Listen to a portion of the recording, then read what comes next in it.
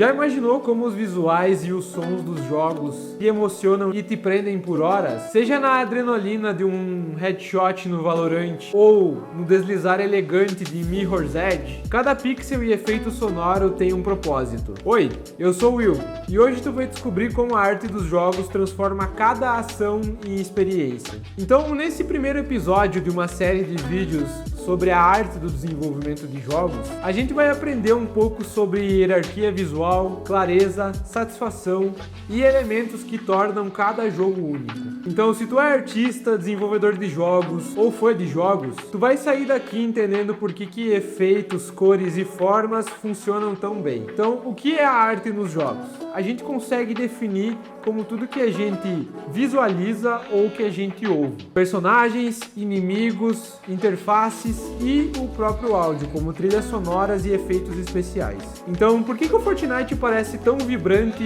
e o PUBG, por exemplo, parece tão melancólico? Como decisões influenciam no estilo da imersão? E será que os artistas só buscam beleza nos jogos? Então, para responder essa pergunta, a gente pode abordar 3 tópicos que os artistas utilizam na criação e desenvolvimento da arte. Os tópicos são clareza, satisfação e estilização. Clareza é comunicar onde o jogador deve ir, aonde ele está, quem é o aliado, quem é o inimigo, quanto de vida ele tem, então são informações claras ao jogador. E isso pode ser bem difícil de comunicar, como por exemplo se tu tiver numa gameplay em Path of Exile 2, são muitas informações na tela surgindo ao mesmo tempo. E até mesmo numa teamfight em League of Legends, as ações dos outros players têm que ser muito bem divididas e distribuídas entre elas. E falando sobre satisfação, resumidamente, é dar um feedback claro sobre o que está acontecendo naquele momento. Então, mudanças apertando botões na interface, ou sentir-se bem ao ter sucesso numa missão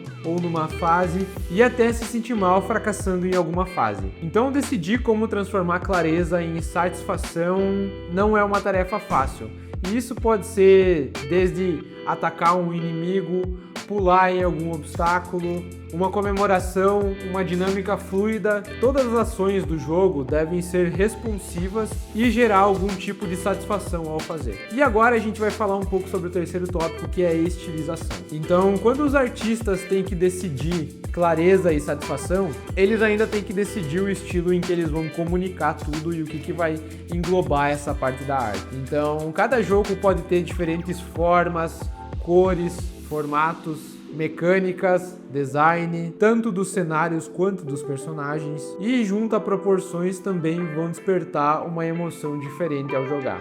Então a gente pode citar algumas diferenças que a gente tem no mercado, como por exemplo Fortnite e PUBG, League of Legends e Dota, e também Mario Kart ou Forza, que apesar de ter mecânicas parecidas, tem um estilo completamente diferente. E o resultado disso é ter sensações diferentes ao jogá-los. Então Fortnite tem mais cores, tem diferentes proporções e proporciona sensações mais leves. Enquanto PUBG tem menos cores, tem uma atmosfera mais realista e um tom mais sério. Então a função de um artista é comunicar a clareza com satisfação e comunicar isso através da arte, com cores, tamanhos, formas, e o objetivo é dar a todas as partes desse processo um tom emocional. Então os jogos têm muitos elementos artísticos e é muito difícil evitar um conflito entre eles.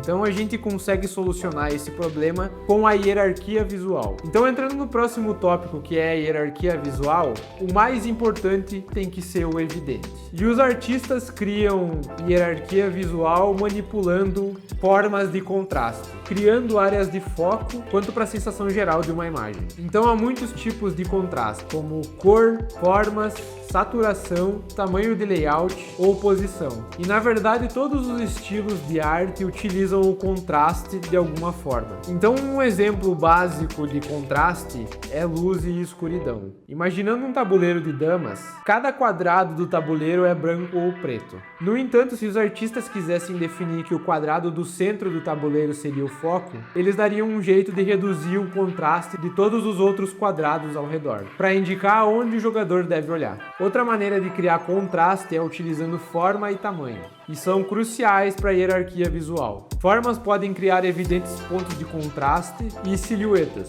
Também pode servir como setas e ponteiros para indicar aonde o jogador deve ir ou aonde o jogador deve olhar, o que é perigoso e o que é seguro. E simples alterações de tamanho podem indicar qual inimigo é mais poderoso e qual lugar ele deve ficar mais atento. E o mesmo é para o contraste de cores. Muitos jogos utilizam um contraste de cores, por exemplo, para indicar inimigos, como um exemplo claro seria o Super Hot, ou Assassin's Creed na visão de águia. Talvez uma das maneiras menos óbvias de estabelecer uma hierarquia visual seja o detalhamento no jogo. Só que é sempre importante saber quando e quanto utilizar. E como no desenvolvimento de jogos, quando a gente produz um detalhamento é muito fácil de replicar ele em todas as partes do jogo, acaba dificultando um pouco a hierarquia visual.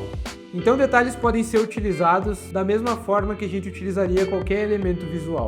Isso significa criar algumas áreas de descanso que são menos detalhadas e áreas altamente detalhadas que aumentam o foco e são uma boa aplicação de contraste. Jogos como Ori e Inside abusam desse detalhamento. E em jogos como Uncharted e God of War, dá para perceber que eles diminuem a distância entre os próximos objetivos. Isso também pode ser chamado de perspectiva atmosférica, que guia o olhar do jogador e cria profundidade. Então dá para ajustar todos esses aspectos de arte, para que as partes mais importantes dos jogos sejam as mais importantes de ver.